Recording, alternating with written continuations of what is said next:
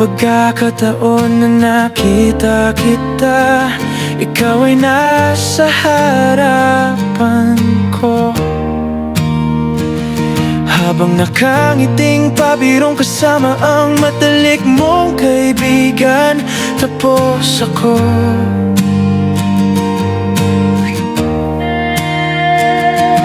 Naramdaman ko ang isang bagay na nagpapahina sa akin.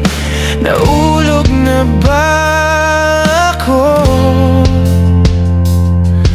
Nung una, naisip ko lang na maging interesado sa'yo mula sa malayo.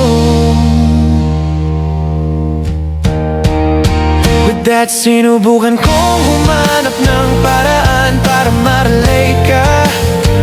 Sinubukan ko ang iba't ibang paraan, pero sa huli napagod ako.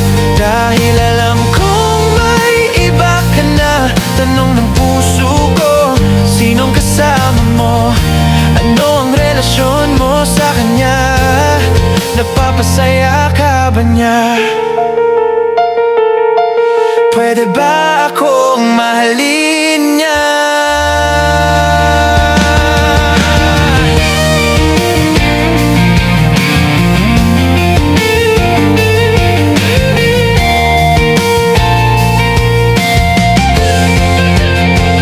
Lagi kong naiisip na batiin ka sa tamang panahon lang, pero sinubukan ko sa 2025. After 3 years, naging interesado ako sa kanya. Sa wakas, sinubukan kong mapalapit sa kanya.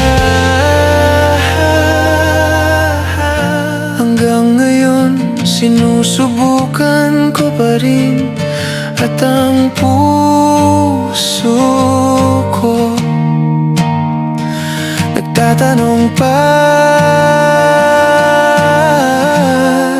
mamahalin niya pa ako?